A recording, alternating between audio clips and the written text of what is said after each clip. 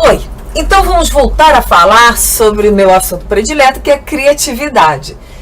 E agora, então, nós já sabemos quem é o indivíduo criativo e sabemos também o que é o produto criativo, ou o resultado de sua criação. Sabemos que esse resultado deve ser... Ele tem uma importância também vinculada ao seu próprio tempo histórico, né? Ele tem uma importância vinculada à sua época, ao seu próprio tempo. Certas coisas hoje não seriam tão criativas quanto foram antigamente. Muito bem. E agora nós vamos ver então que faculdades mentais o criativo tem que são diferentes das pessoas ditas normais, ou então de inteligentes. Eu falei logo no primeiro vídeo que existia uma diferença entre criatividade e inteligência. Então vamos pensar nesse assunto. O que é uma pessoa inteligente? É aquela que concorda com você? Não, não é isso. Mesmo que a gente ache, né? Olha, essa pessoa é inteligente, ela diz tudo que é aquilo que eu penso. Não é. Eu vou dar um exemplo de uma pessoa inteligente que eu acho que todos nós conhecemos, todos nós que lidamos com a internet de alguma forma, já ouvimos falar, que é o professor Leandro Carnal. O professor Leandro Carnal, ele é sem dúvida nenhuma uma pessoa exageradamente inteligente. Ele é criativo? Não sei, não conheço ele, só vi oi, peguei autógrafo, né? Tipo fã, e fui embora. Então eu não sei se ele é uma pessoa criativa. Mas eu vou me basear no que ele fala sobre ele mesmo. Ele não se coloca como uma pessoa criativa. Ele diz que ele escreve poesias, mas que ele não mostra para ninguém porque ele acha que não são boas, que é mais uma maneira de se expressar.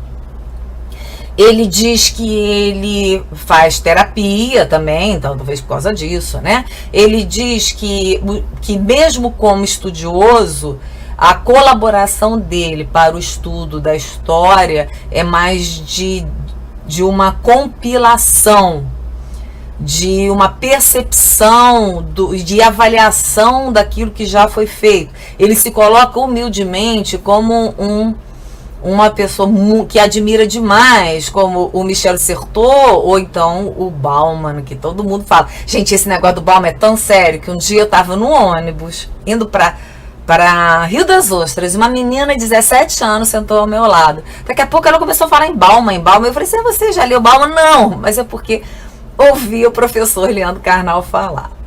Então ele acabou, né, dando essa grande contribuição. Mas a gente sabe que ele é muito inteligente. A gente não sabe se ele é inteligente o suficiente para resolver equações incríveis ou comandar um sujeito à lua, né? Mas dentro da área humana, a gente sabe que ele é muito inteligente. Mesmo que você não concorde com o que ele diz. Não é isso? Então, ele tem...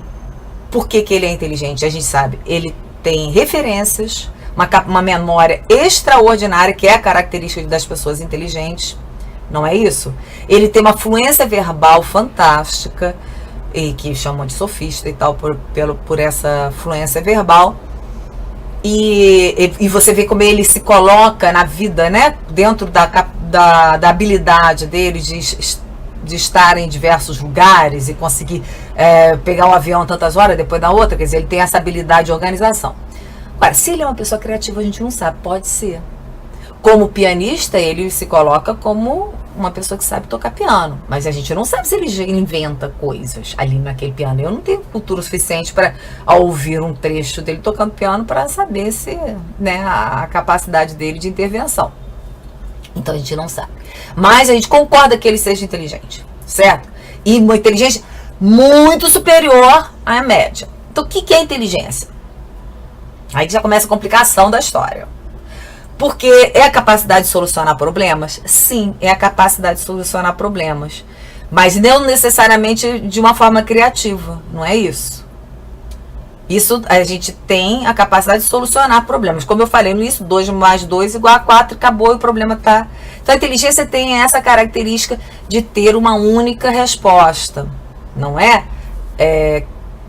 Uma única solução. Que no caso do exemplo do professor, não, a gente vê que tem um alimento, uma contribuição grande e criativa, não é isso? Porque ele associa de uma forma que muita gente nunca associou. Então, ele tem essa capacidade associativa. Muito bem. Então, nós temos uma coisa que é a inteligência. Então, vamos estabelecer que inteligência é aquilo que o teste de QI resolveu chamar de inteligência, que é o seu coeficiente intelectual, né, que você tem da sua capacidade intelectual sobre a sua idade, vezes 100 e tal. É a sua inteligência. E aí ele coloca o teste de QI, faz camadas, ele fez com várias pessoas, então é um teste confiável e mostrou que a maioria da população tem uma inteligência de 90, né, um resultado de 90, e que as pessoas mais inteligentes seriam acima de 40, de 140 já seriam chamados gênios, e antes a gente tem aquela categoria que é chamada idiota, imbecil, né, que são características, são categorias da inteligência. Digamos que isso seja uma maneira da gente conversar a respeito. O outro lado seria o indivíduo criativo. O indivíduo criativo, ele é necessariamente inteligente, mas não necessariamente genial dentro da inteligência. Você veja só, porque ele pode ser criativo dentro de uma área. Então, ele normalmente é uma pessoa inteligente, ele vai receber 90 ou acima de 90, um pouquinho acima de 90, 100 e tal, ele vai receber isso, mas ele não precisa ser 190, 200, essas coisas, não precisa, né? Ele é a Madonna, parece que tem 142 de QI. E a gente imagina que ela seja uma pessoa criativa, né?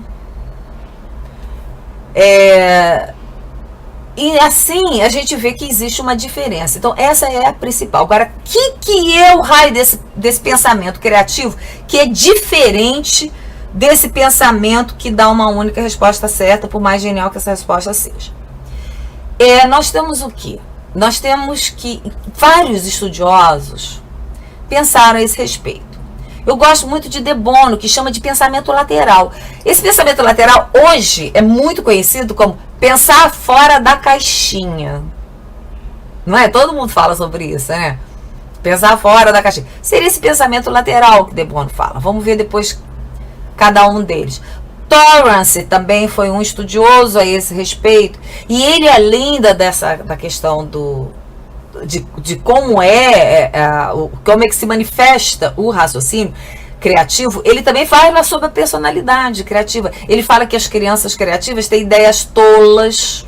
Olha que engraçado, tá vendo? Você achando aí que você era um bobão, né? Não, vê que tu é criativo. Tem ideias selvagens, tolas, tem senso de humor. Será que tem? Pode ser, né? Tem senso de humor. Ele fala algumas características que depois a gente vê. Eu fiz uns quadrinhos aí para facilitar essa organização.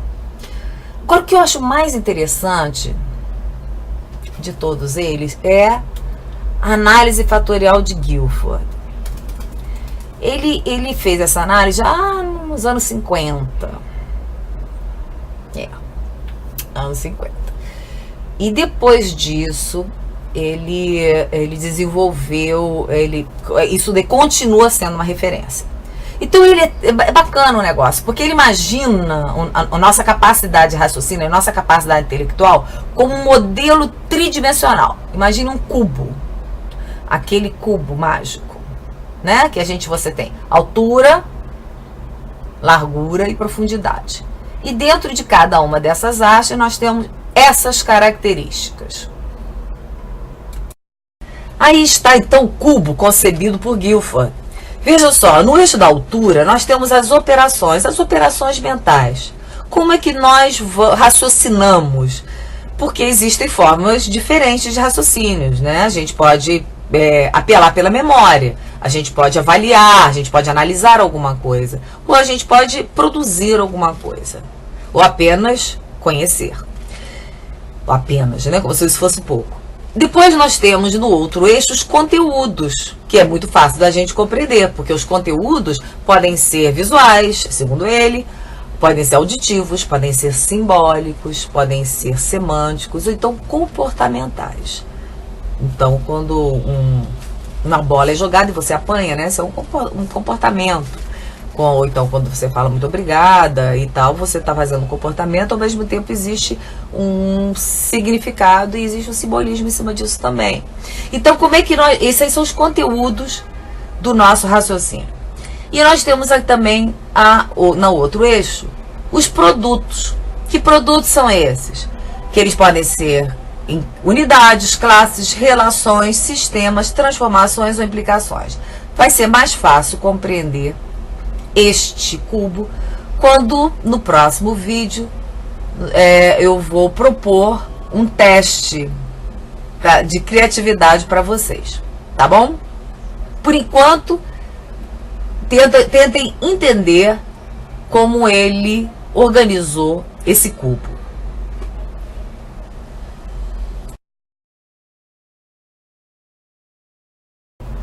Então, como esse assunto é vasto, nós vamos ficar por aqui e no próximo vídeo a gente continua falando sobre os testes de inteligência, de criatividade e de inteligência também. Tá bom, até mais.